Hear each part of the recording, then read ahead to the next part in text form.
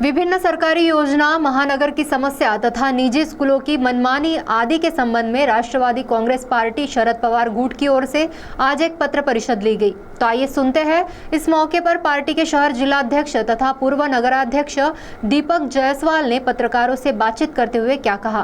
Rashtrawadi Congress party Sharad Pawar गुट की or से आज एक पत्र परिषद ली गई। इस पत्र परिषद में पूर्व नगराध्यक्ष तथा राष्ट्रवादी कांग्रेस पार्टी शरद पवार गुट के शहर अध्यक्ष दीपक जायसवाल के साथ शहर उपाध्यक्ष राहुल देवतले, साथ ही अन्य पदाधिकारियों में विनोद लबाने, राजेंद्र आखरे, सूरज चौहान, सुहास पिंगे, बाबूभाई ईसा, मारुति झाड़े आदि मौजूद थे। और यह पत्र परिषद चंद्रपुर महानगर से जुड़ी विभिन्न समस्याओं को लेकर थी, जिसमें संजय गांधी निराधार योजना, मेडिकल कॉलेज में संसाधनों की कमी, अमृत जलापूर्ति योजना, अवैध निर्माण कार्य, मल निस्तारण योजना, निजी स्कूलों की मनमानी आदि विषय से संबंधित यह पत्र परिषद थी। तो आइए सुनते हैं इस पत्रकार परिषद में शहर अध्यक्ष दीपक जायसवाल ने विभिन्न समस्याओं को लेकर पत्रकारों से बातचीत करते हुए क्या कहा, स्वयं उन्हें जुबानी।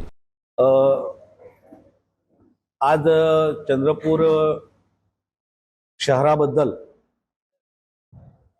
जे मूलभूत सुविधा आहे त्याबद्दलच हे विषय होते। सर्वात पहिले आमचा मुद्दा होता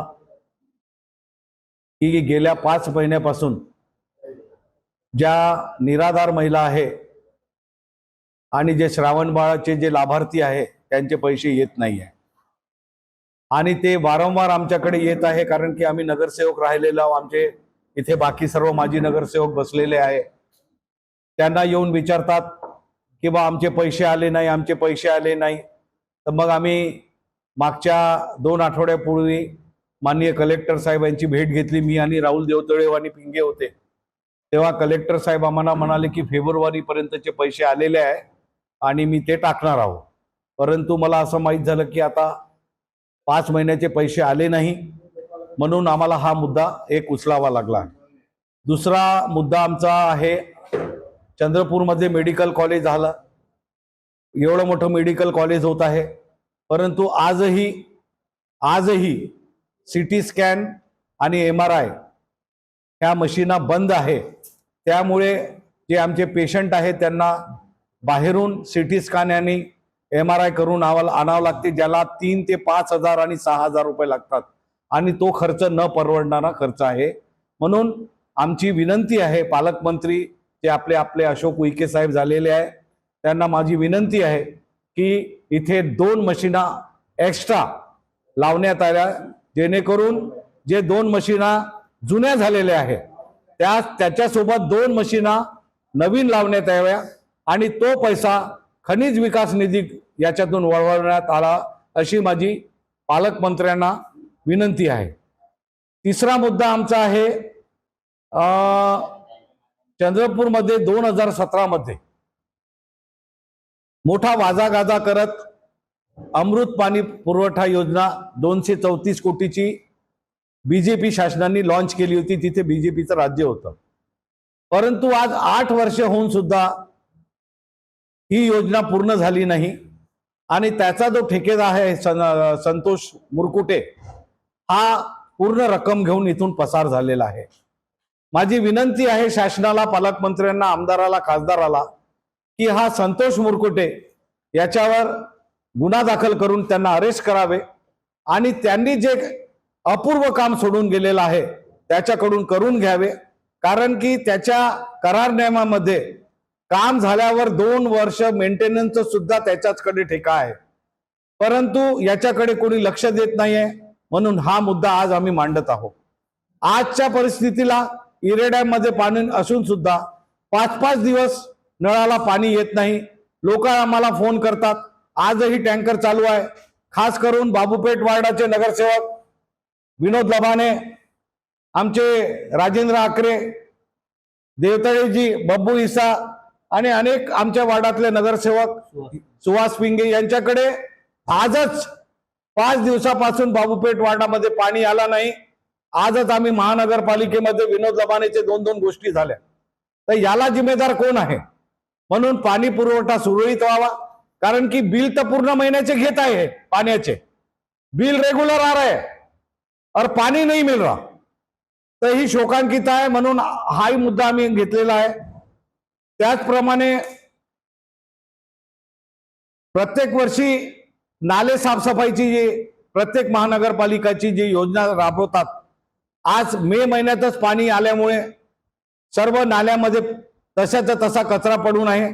काही नाल्यांची साफसफाई चालू आहे, परंतु नाल्याची साफसफाई करत असताना जे नाले साफसफाई करणारे जे आहे त्यांना जी अडचण येत आहे, ते मूळ अडचण अशी आहे की नाल्यावरच अतिक्रमण करून टाकलं आहे लोकांनी बरेचशा.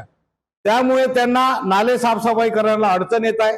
तर आमचे जे उपाध्यक्ष आहे राहुल देवतळे यांनी आयुक्तांकडे कंप्लेंट केली आहे की जे नाल्यावरचे अतिक्रमण आहे ते लवकरात लवकर काढण्यात यावे, जेणेकरून नाले मोठे होतील आणि नाले मोठे झाले तर पाणी सरळ निघून जाईल.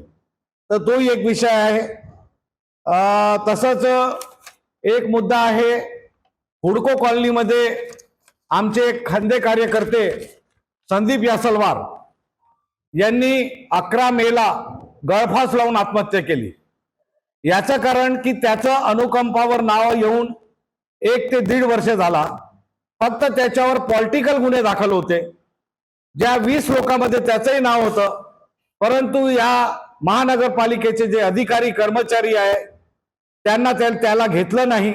त्याच्यावर फक्त पॉलिटिकल गुन्हे होते. आणि तिथले जे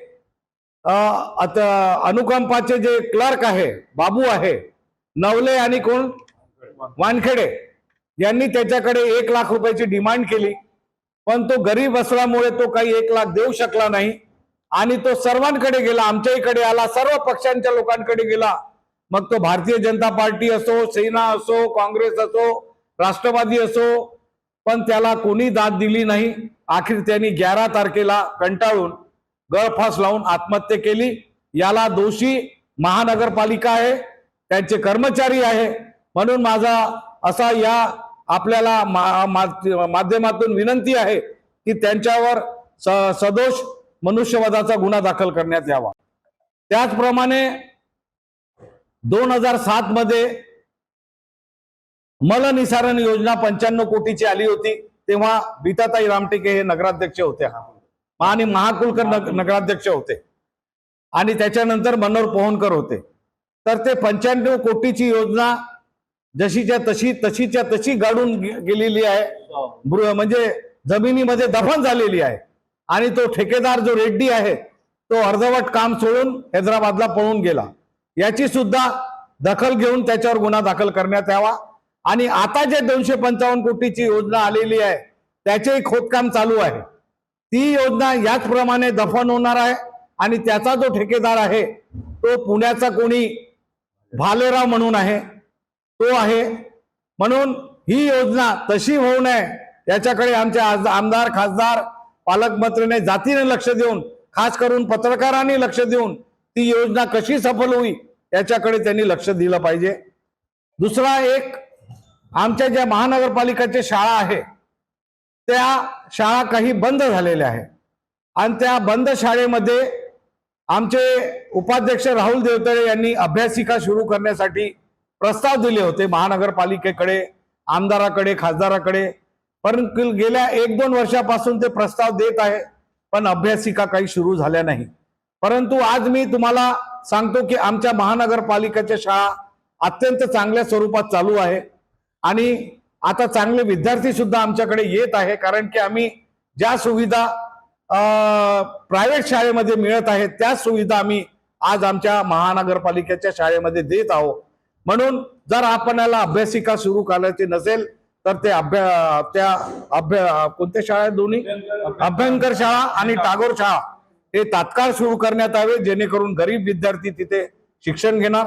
आणि गरीब विद्यार्थ्यांना आम्ही, कारण की आमच्या शाळेमध्ये ड्रेस फ्री देतो, दुपारचं जेवण फ्री देतो, ई लर्निंग आहे, पुस्तक फ्री देतो, बुटं फ्री देतो. म्हणून गरीब विद्यार्थ्यांसाठी आमच्या शाळा या चांगल्या आहे आणि आमचे रिझल्टही चांगले आहे. आजची ही पत्रकार परिषद आम्ही जर आमच्या या मागण्या पूर्ण नाही झाल्या तर 9 जूनला आम्ही गांधी चौक ते जिल्हाधिकारी कार्यालयापर्यंत या सर्वांना घेऊन मोर्चा काढणार आहोत. आज एवढंच मी तुम्हाला सांगतो. धन्यवाद. CTV के लिए वैभव गारकर की रिपोर्ट.